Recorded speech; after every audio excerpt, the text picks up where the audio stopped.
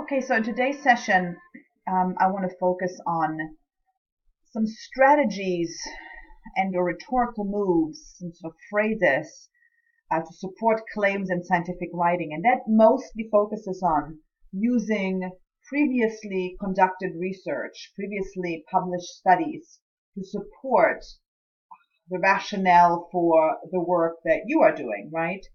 Which most often in articles happens in the introduction, in grants happens in the introductory section or in background, in proposals also in the introduction section. Some of it, of course, in published articles also takes place in the discussion section, as we've discussed in some of the sessions or talked about in the previous sessions on the different parts of the InRed article. So let's get started.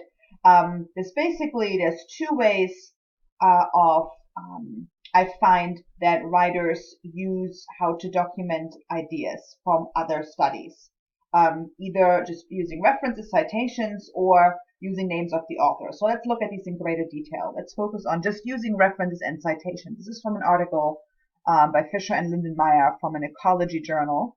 And you might notice here the writers, so let me read the first two sentences in this paper. We are concerned with landscape modification that has occurred within the last few centuries that has negatively affected native species diversity. Broadly similar patterns of this type of landscape modification have been documented around the world. And then in parentheses, they start citing the different studies that support that statement, right? So basically in this sentence here, these studies have all are talking about or addressing similar patterns of this type of landscape modification around the world. And it continues with another citation here, and there's another figure that they also put in the article. It's another citation here. The typical in-text citations that are typical for the style of the American Psychological Association, or abbreviation APA. The other citation or in-text citation system that you might be using is from the American Medical Association, the AMA, where you basically afterwards have numbers, 1, 3. And those correspond to the numbers on your reference pages where number 1 is a reference, number 3, and so on. Right? Those are just two different systems, but they're doing the same thing, either with what we call parenthetical in-text citation, meaning in-text citations within parentheses, or numerical ones, right? The AMA does that. So again, this is a typical way. You're not writing about in the text. You're not writing in your sentence who's done the studies and what context. You're just reporting the results or the findings from those studies, but documenting where these ideas are coming from. The other way is to use the names of authors or the institutions, organizations that published certain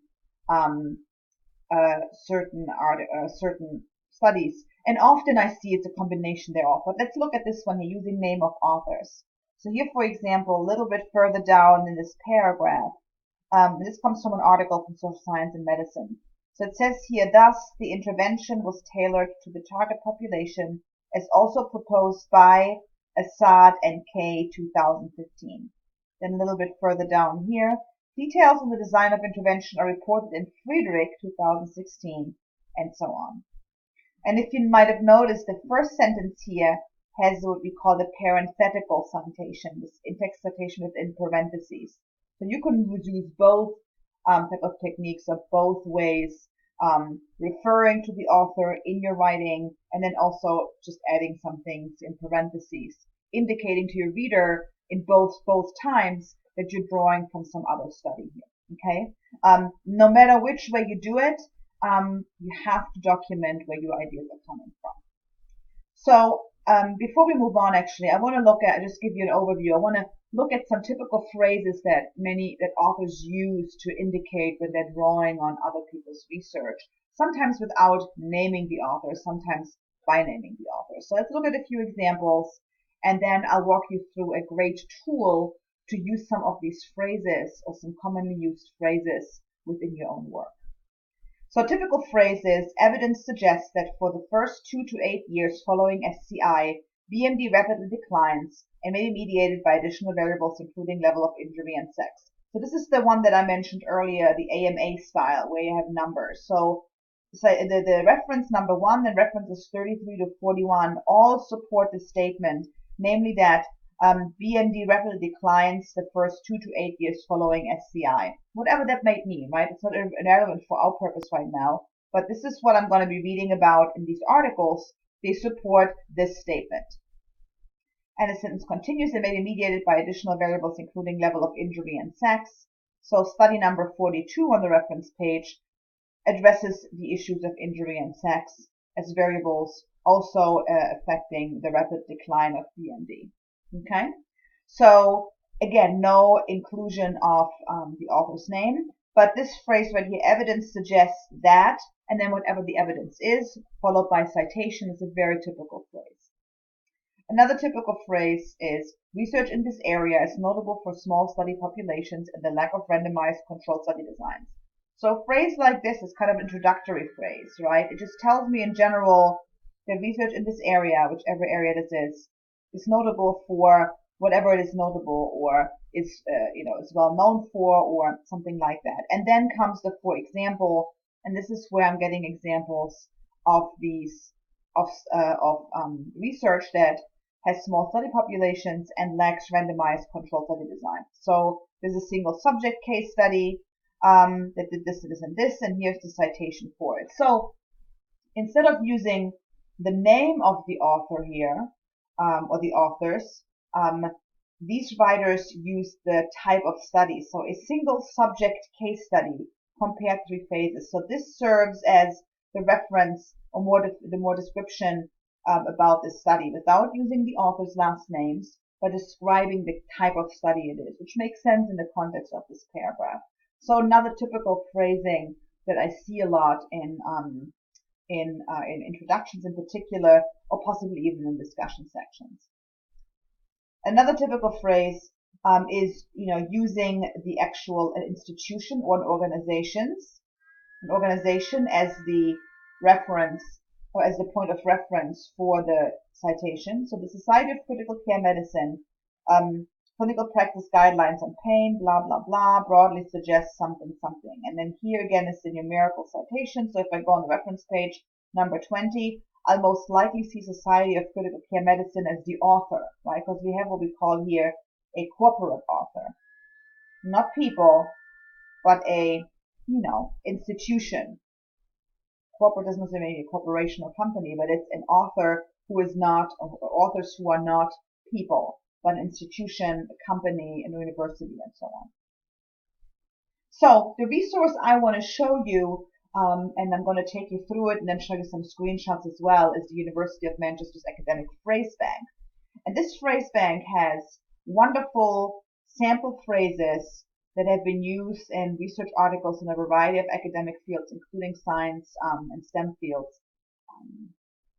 And, in terms of documenting sources, as well as other kind of quote-unquote rhetorical moves, other kind of standard sections that academics or science writers use in their writing. So let's take a look at this one. So this is what it looks like. Just FYI, there is also an enhanced and expanded version of the phrase bank available as a Kindle download. So you can take a look at this as well. It costs money, so if you don't want to purchase it, this one here does a good enough job, I think. So you see here on the very top under academic phrase bank, introducing work, oops, I clicked on that too quickly, referring to sources, describing methods, reporting results, discussing findings, writing conclusions. Okay, so all of this stuff you'll see here. So I'm gonna take a look with you at referring to sources, right? Because that's what we're looking at today. And it has a short little blurb around some overview, which is nice. So I encourage you to read through this on your own leisure. And then on the left here, general language functions. It gives you being cautious, being critical, classifying and listing, compare and contrast, and so on and so on. So it's further divided. Refer to sources is further divided into different types of categories. So compare and contrast is what I'm going to take a look at. And so again, small little blurb describing it, and then again more subcategories. So if you're interested in introducing differences in your work, so once you click on this, you'll see X is different from Y in a number of respects, X differs from Y in a number of important ways, and so on. And I want to point out this little box, these boxes here on the bottom of the page, Smith 2003 found or observed major, notable, distinct, only slight, significant, considerable differences between X and Y. Again, these are phrases that are used over and over in different academic texts. So it's a nice, if you get to a point where you're writing about, you're writing your work and you feel like you're using the same phrase over and over again, which we're all guilty of, this is a great way to look at, okay, what are some other ways that I can express introducing differences between some of the sources that I'm discussing. And you can click here on close, and you get back to the subcategories here. You can look at comparing within one sentence, indicating difference across two sentences. So it really gives you options even on a sentence level. Okay. So let me go back to the PowerPoint because I want to show you a few screenshots there just to go into greater detail. So referring to sources, we just looked at it together. Here's the previous research area investigated. So again, I really like these phrases here. To date, several studies have investigated, a number of studies have begun to examine, various studies have assessed the efficacy of, attempted to evaluate the impact of, and so on, and so on, and so on. So you can do a lot with this and apply this to your own writing. And this one here is from the section Synthesizing Material, Bringing Sources Together. Again, lots of options here. First of all, a list of phrases, but then also options here within these boxes.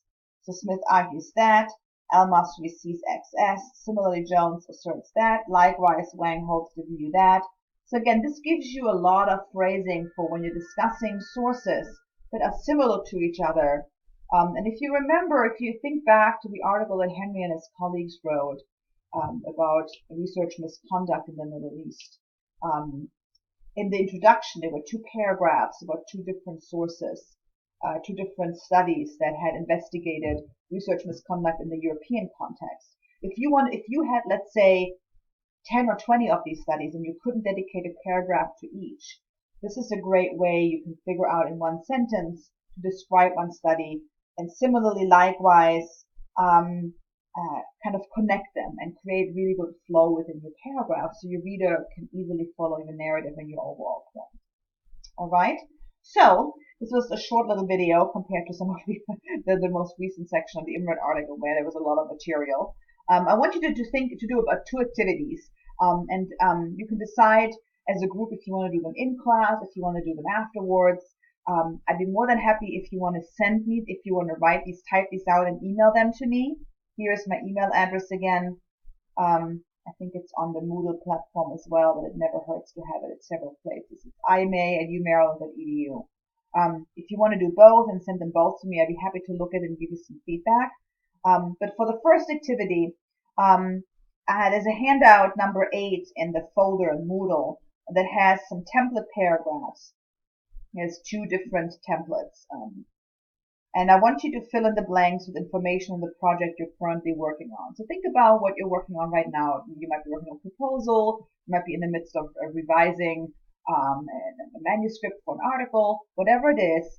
Use those templates and just fill in your content information because they're empty, what we call skeletons, right? They're empty phrases that without any specific information or topic, they just show you the narrative moves you can make with language. So fill in your information, and some templates might be more relevant for you than others, and some sentences might not work for you at all. Feel free to cross them out. But that's why I put this in a Word document, so you can actually, if you want, copy and paste them and type your information in, or you can handwrite it if you want to print it out. It's up to you. But play around with these a little bit. So that's activity 1. Activity 2, again, go back to your most recent research proposal or whatever project you're working on, and I want you to go through it and mark phrases where you cite other studies. And you might even want to copy them and put them in. If you want to send it to me, copy and paste them into a document. And then go to the website that I just showed you for the University of Manchester's Academic Phrase Bank, which I'll add a link to in the Moodle section for today. So at the very bottom after the video, you'll see there's a link for this phrase bank. So click on there and select at least 3 phrases that would fit into your text in terms of some of the moves you're making within your narrative, within your text. Okay, so fun times with this. I hope you enjoyed this activity. And again, send me your stuff if you want me to take a look at it. I'll be happy to do that.